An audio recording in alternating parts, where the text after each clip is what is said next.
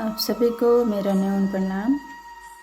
भगवान जाम्बोजी की शब्दवाणी में आज हम शब्द नंबर 6 को जानेंगे। भवन भवन में एका ज्योति।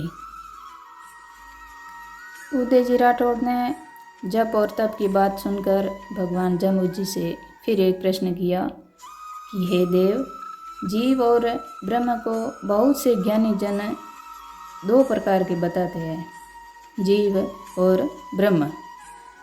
और कई लोग एक बताते हैं कि ब्रह्म एक ही है। अतः आप हमें बताएं कि इनमें से कौन सा मत उचित और सत्य है। उदय की जिज्ञासा जान भगवान जाम्बोजी ने उसे और वहाँ उपस्थित संत मंडली को यह शब्द कहा कि ओम भवन भवन में एका ज्योति, चुन चुन लिया रत्ना मोती। मैं खोजी था पण होजी नाई, खोज लहा दूर खोजू। यानी हे जिज्ञासु जन, घट घट में इस सृजित संसार के कण कण में एक ही ज्योति स्वरूप ब्रह्म परिव्याप्त है, अर्थात उस एक ब्रह्म से भिन्न कोई दूसरा नहीं। जैसे कण कण से मिलकर यह धरती बनती है और बूंद बूंद से मिलकर महासागर बनता है, और सर्जन की इस प्रक्रिया में जो कण कोयला और हीरा बन जाता है और जो बूंद मोती बन जाती है, हम उन हीरे और मोतियों को चुन चुन कर उनकी माला पिरोते हैं। हम श्रेष्ठ के पारखी और उनकी ही खोज करने वाले हैं।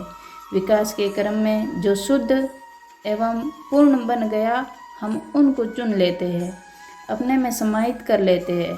हम किसी की स्थापना नहीं करते, किसी को स्थिरता एवं जड़ता न देकर उन्हें चेतनामय बनाते हैं। जो भी इस जगत में अंतर ज्योति से प्रकाशित हो गया, हम उनके मूल स्वरूप को पहचान कर उन्हें अपनाते हैं, उन्हें ब्रह्म स्वरूप बना देते हैं।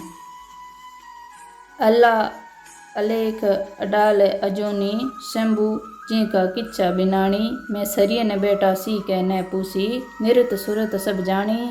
उत्पत्ति हिंदू जरना जोगी, क्रिया ब्राह्मण दिल दरवेशा। उन मुन मुल्ला अक्कल मिसलमानी।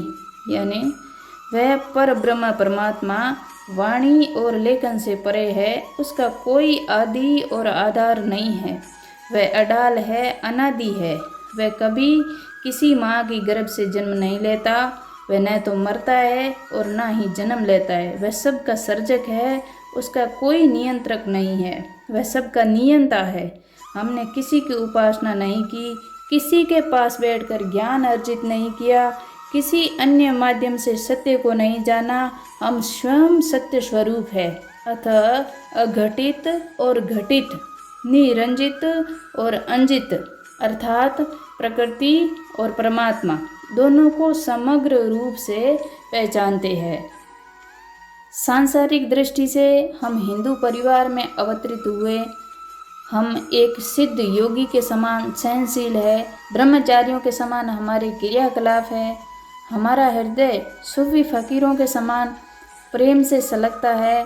हमारा ध्यान मौलवियों के समान है तथा समझ मुसलमानों के सदृश अति त्वरित है। अर्थात ये सब सांसारिक गुण लक्षण हम में भाषित होते हैं।